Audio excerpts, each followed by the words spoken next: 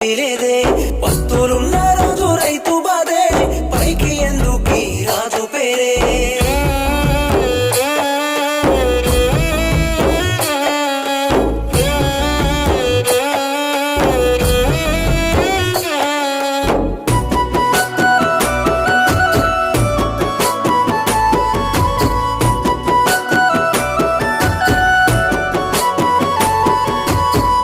కళ్ళ ముందు కష్టమంతా